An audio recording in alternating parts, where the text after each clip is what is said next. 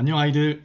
자, 오늘은 4-8-72 대한민국의 발전, 남북 화해와 동아시아 평화를 위한 노력, 그 중에 주제 72 북한 사회의 변화를 보도록 하겠습니다. 교과서는 302페이지부터 304페이지까지고요. 오늘 보게 될 72 주제와 73 주제는 북한 사회의 변화, 통일을 위한 노력이라고 하는 북한과 관련된, 어떻게 보면 우리나라에서는 좀 예민한 문제를 다루고 있는 단원입니다. 하지만 우리가 북한 사회를 제대로 보지 않는다면 그것 또한 문제가 될 수 있기 때문에 한번 천천히 북한 사회의 변화를 이번 주제에서 살펴보도록 하겠습니다. 자, 그러면 교실 열기를 보면 사진은 나사, 미국 항공우주국에서 한밤중에 남북한을 위성형 촬영한 것이다. 평양을 제외하고는 어둠으로 뒤덮인 북한과 전국이 나처럼 밝은 한국의 모습이 대비를 이룬다. 2018년 뉴욕타임즈는 한국은 어떻게 북한을 앞섰나 라는 제목의 기사를 실었다. 이 기사는 한국이 세계에서 가장 빠른 속도로 산업화와 민주화를 이루었지만 북한은 에너지난과 식량난으로 기근에 시달리고 있다고 지적하였다. 자, 그래서 오늘날 북한 사회의 가장 큰 과제는 무엇일까? 라고 하는 주제를 던지고 있는데요. 자, 오늘날 북한 사회의 가장 큰 과제는 경제 위기의 극복과 국제적 고립의 탈피가 여전히 가장 중요한 과제일 거라고 보여지고 있습니다. 자, 그럼 본격적으로 정치적인 내용부터 북한 사회의 변화를 한번 보도록 하겠습니다. 먼저 1인 독재 체제의 확립이라고 되어 있고, 우리가 알다시피 북한은 이게 공산주의라고 하는데 실질적으로는 공산주의가 아니잖아요. 독재 체제에 의해서 운영되는 국가이고 공산당 일당 체제이긴 하지만 이 공산당이 진짜로 이론적으로 말하는 공산주의를 실천하지도 못했거든요. 그냥 독재 왕정에 가까운 체제다라고 볼 수 있을 것 같습니다. 하지만 북한이 처음부터 1인 독재 체제로 구성되지 않았어요.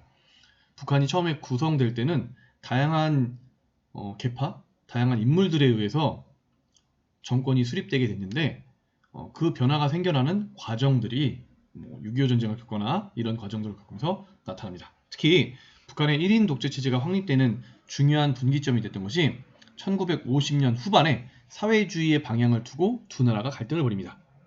사회주의, 공산주의 국가를 지향하면서 설립됐던 국가 두 가지, 바로 중국과 지금 없어진 구소련 간의 갈등이 발생하게 됐고, 사회주의 국가를 지향하는 가장 대표적인 두 나라가 이 갈등을 벌이는 가운데 북한이 이 두 나라와는 다른 체제, 독재 체제를 확립하는 노선으로 향해 갑니다. 그래서 국의 의존도를 줄이고 독자적인 외교를 추진하게 됐고요. 그 가운데 등장하게 됐던 사상이 바로 주체 사상이라는 것이에요. 그래서 김일성을 수령으로 중심으로 해서 독재를 정당화하는 체제를 만들게 됩니다.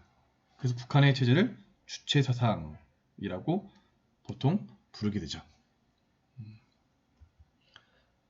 한편 정권의 비판적인 세력을 제거하면서 북한 주민을 통제합니다. 그래서 북한에서는 1950년부터 시작해서 본격적으로 김일성 1인 독재 체제가 만들어지기 시작했고, 1950년대 후반 이 주체 사상이 만들어지면서 김일성 1인 체제로 거의 확립이 되게 돼요. 누가 봐도 촌스럽죠, 이 그림은. 네. 자, 그러다가 1인 독재 체제의 확립에 있어서 굉장히 중요했던 사건이 바로 1972년이에요. 1972년에 우리 한국사 보면서도 봤지만 무슨 일이 있었냐면 남북이 처음으로 교류를 하고 통일에 대한 공동선언을 합니다. 그게 뭐였어요? 7.4 남북 공동선언이었습니다. 이 7.4 남북 공동선언은 굉장히 의미가 있는데, 우리가 한국사 볼 때는 어떤 내용 봤었냐면 이 7.4 남북 공동선언 발표 이후에 남한에서는 박정희에 의해서 유신체제, 유신헌법이라고 하는 독재체제가 만들어지고 북한에서 똑같은 일이 벌어져요. 그래서 7.4 남북 공동선언이 과연 남북의 지도자가 정말 통일을 위해서 한 것이냐라고 의심하는 사람도 있습니다. 공동선언이 아니라 공동성명이죠. 선언은 6.15 남북 공동선언이고, 자, 7.4 남북 공동성명이 진정성이 있느냐라는 의심을 하는 사람들이 있는데, 어쨌든 처음으로 남북 간이 통일에 대한 이야기를 했으니까 중요한 사건이긴 해요. 7.4 남북 공동성명. 자, 이 7.4 남북 공동 성명 발표한 직후에 남한에서는 유신헌법이, 북한에서는 사회주의 헌법이 만들어집니다. 그래서 사회주의 헌법은 북한이 자주적인 사회주의 국가임을 강조하고 있는데 사실은 주체 사상을 사회 이념으로 공식화하는 것, 그리고 가장 핵심적인 것은 주석제라는 것을 만들어서 김일성을 주석으로 올리면서 김일성을 권력 절대화시켰다는 것. 이와 함께 아들이었던 김정일을 후계자로 세웠다는 점이 사회주의 헌법의 특징입니다. 다시 말하면 1972년 사회주의 헌법으로 김일성은 정말 왕이 된 거고 그의 아들이었던 김정일은 후계자로 지목이 됐다라는 점을 들 수가 있다는 거죠. 자, 여기서 멈추지 않고 이제 3대 독재 체제로 권력이 세습되게 되는데 1994년에 김일성이 죽게 돼요. 그래서 김일성이 죽고 난 다음에 김정일이 권력을 승계합니다. 근데 김정일은 권력을 승계한 다음에 가장 많이 했던 일 중에 하나가 바로 김일성에 대한 우상화 작업이에요. 그래서 김일성을 이제 거의 신격화시키는 거죠. 그래서 연호 그동안 역사 배운 사람들 다 알죠? 무언가를 기점으로 해서 그 시점부터 해를 세는 방법을 연호라고 하는데 보통 일반적으로는 동아시아에서 황제 국가에서 썼던 일들이었고 황제가 가장 중요시하는 것을 연호로 지정하게 됐는데 북한에서는 주체연호, 주제가 아니라 주체연호를 만들어서 김일성이 태어난 해를 연호로 삼았다는 거예요. 거기다가 김일성의 생일은 지금도 북한의 최대 명절이라고 하는 태양절, 왜 태양절이라고 이름 붙이는지 모르겠지만 어쨌든 태양절이라 제정해서 역시 기념일로, 명절로 삼았다는 겁니다. 여기에 김정일이 또 하나 중요시했던 것은 김일성에 대한 우상화와 함께 군대를 우선시하는 정치, 이것을 선군, 군대를 우선시한다라고 해서 선군 정치라고 하면서 중요시했고 대내외적인 위기 상황을 대처하기 위한 방법이었습니다.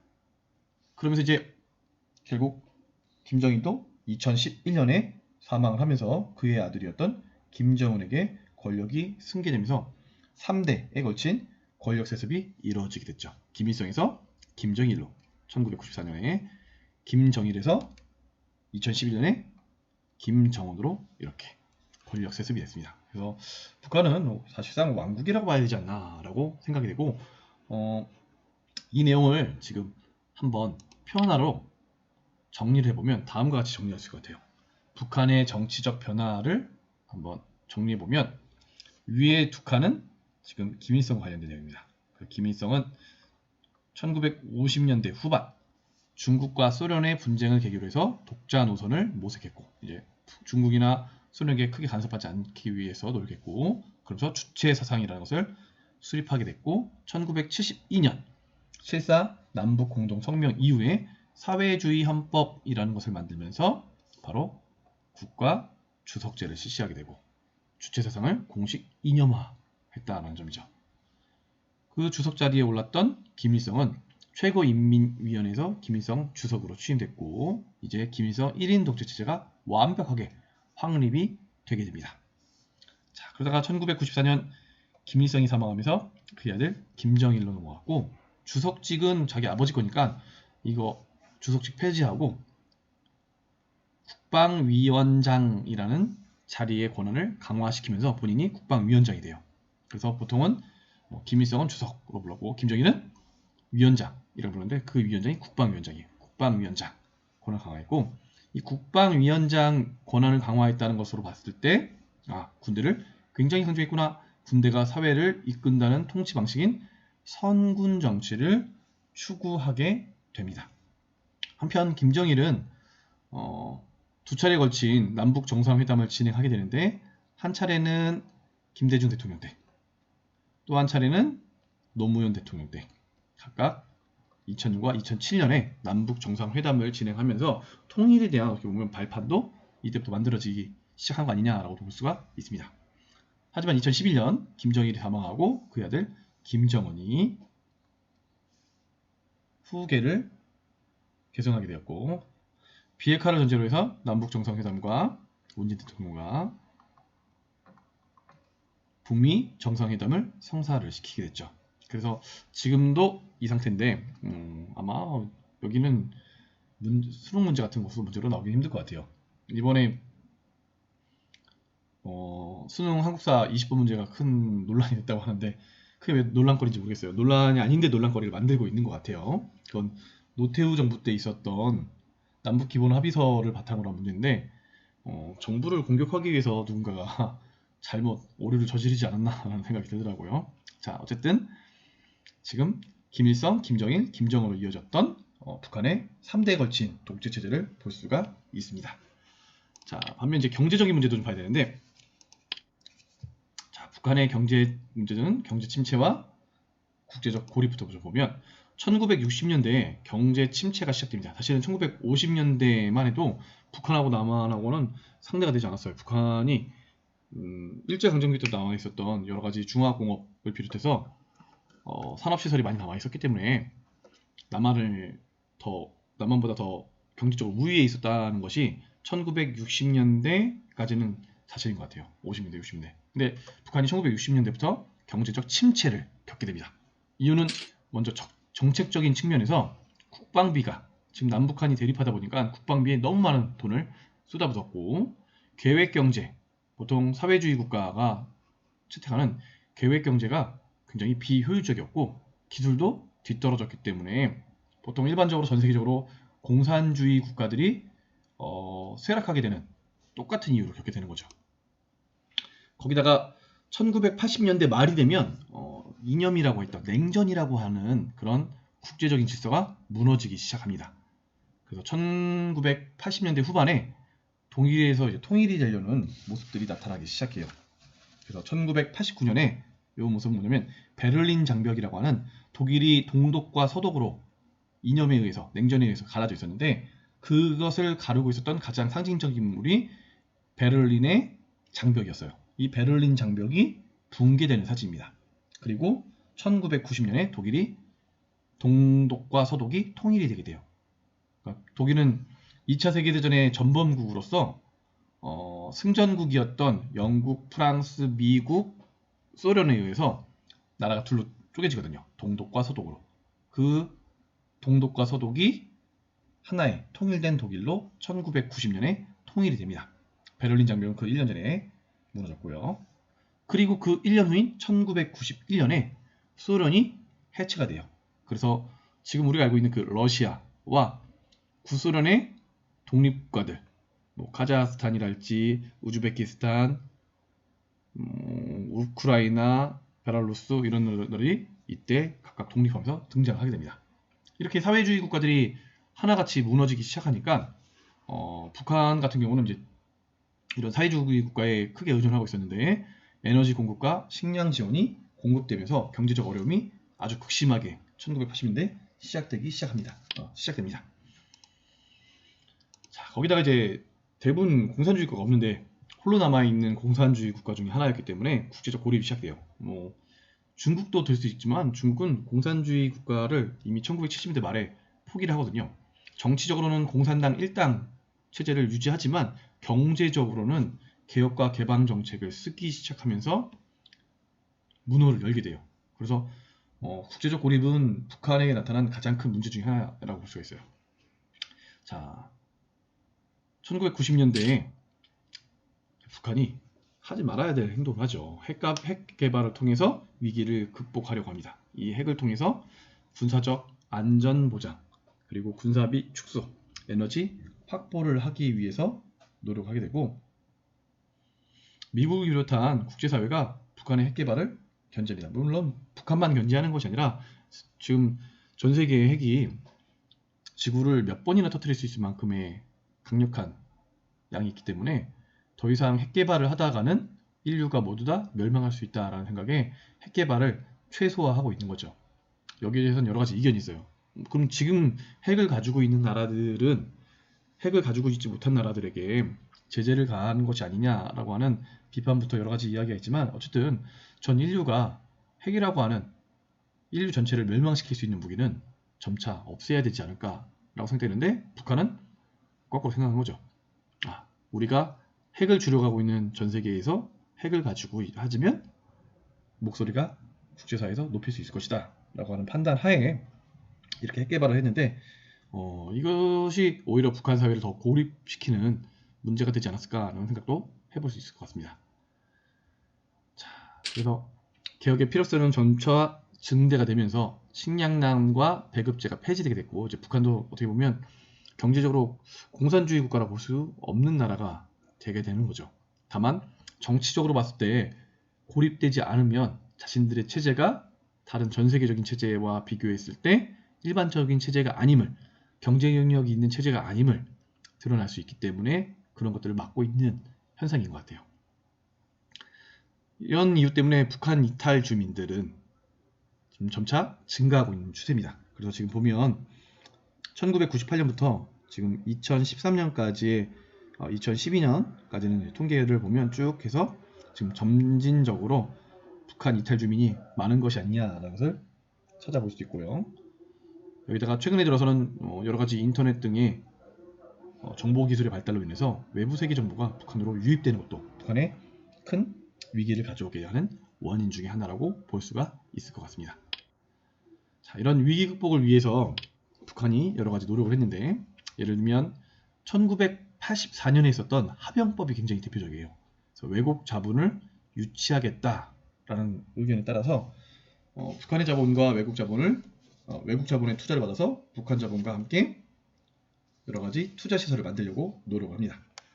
그리고 지방에 다양한 건설 사업을 진행했고 경제지대를 확대하를 추구하게 돼요. 그래서 지금 여기 사진에 보이는, 지도에 보이는 요 빨간 점, 녹색 점들이 다 북한의 경제지대들입니다. 이런 경제지대를 선발하면서 북한이 새롭게 변모하고자 노력하는 거죠. 가장 유명한 것 중에 하나가 나선 경제지구랄지, 아니면 신의주, 황금평 경제지구와 같이 이제 국경선 인근에 있는 경제지구들이 크게 발전하고 있는 모습들을 볼 수가 있고요. 기업소와 공장 운영의 자율성을 확대하는 모습도 볼 수 있습니다. 그리고 대외무역을 활성화시키면서 중국과의 무역을 중심으로 대외무역도 점차 증대시키고 있는데, 현재는 북한이 핵과 관련한 사항 때문에 국제사회에서 지금 경제적 제재를 당하고 있는 추세이기 때문에 대외무역은 현재는 이루어지지 못하고 있는 추세입니다. 자, 이런 경제 역시 한번 도표로 정리를 해보면 1960년대부터 2000년대까지 나눠볼 수 있는데, 1960년대 제1차 7개년 계획을 처음 추진하게 돼요.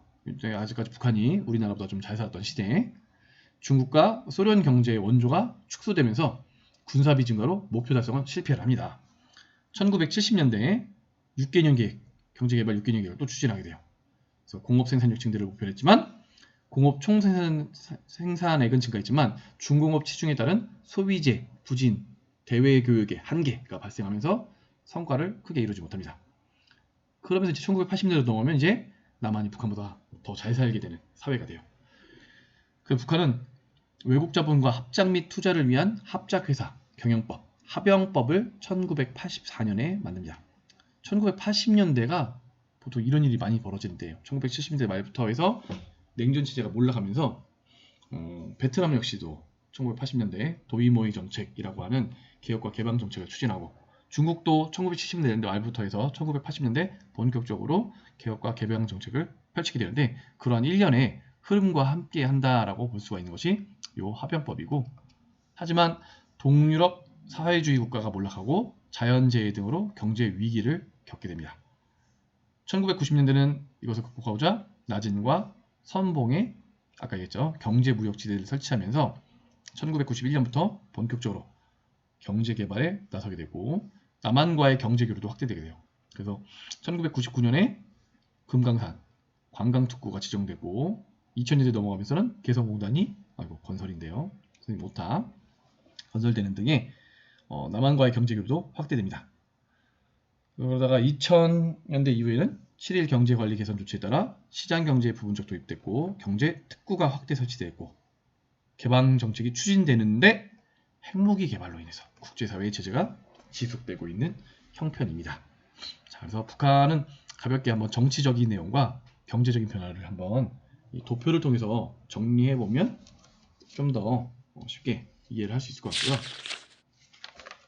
페이지 304페이지를 보면 오늘날 북한 사회의 과제라고 해서 두 가지 자료가 나와 있습니다. 하나는 북한 이탈 주민의 유입이라고 하는 자료고, 자료 2번은 정보화 시대의 북한이라고 하는 자료인데, 북한 이탈 주민의 유입 보면 사회주의 준영의 붕괴로 1995년부터 1996년 대홍수와 1997년 극심한 가뭄으로 북한 사회는 붕괴 상태에 이르렀고, 북한 정권의 핵개발과 군사비 증강은 미국의 견제와 국제적 고리를 심화시켰다. 그래서 북한 이탈 주민들이 늘어나고 있는 현상들을 좀 이 당시 많이 볼 수 있었고, 북한에서도 지금 스마트폰을 쓴다는 거죠. 스마트폰을 지능형 선조나라고 부르면서 쓰고 있다는 내용입니다. 이와 관련된 문제를 보면 자료 1번을 읽고 북한 이탈 주민이 계속 발생하는 이유 나와 있었죠. 경제적 침체와 국제적 고립에 따른 식량난, 배급제도 폐지됐고 1인 독재 체제로 인한 극심한 사상 및 생활 통제 등에 반발했던 사람들이 북한을 이탈하고 있는 거고요. 2번 자료 2를 읽고 북한 사회의 정보가 가지는 한계가 무엇인지 적어보자. 외부와의 차단, 감시, 통제가 가능한 인트라넷만 사용한다는 점이죠. 위에 보면 나와 있어요. 인트라넷 사용한다고. 왜냐면 그냥 인터넷을 터뜨리면 모든 정보가 북한에 들어가니까 그것을 막기 위해서. 그래서 다양한 정보나 최신 자료 등을 확보하는 것이 어렵다는 것을 북한 사회의 정보화의 한계라고 볼 수가 있을 것 같습니다. 자, 3번은 오늘날 북한 사회 과제와 해결 방안에 대해서 토론해보는 내용인데 우리가 같이 할 수 없기 때문에 한번 혼자 생각을 해보도록 하시고, 일단 주제 72는 여기까지 하도록 하겠습니다. 자, 수고했습니다. 안녕.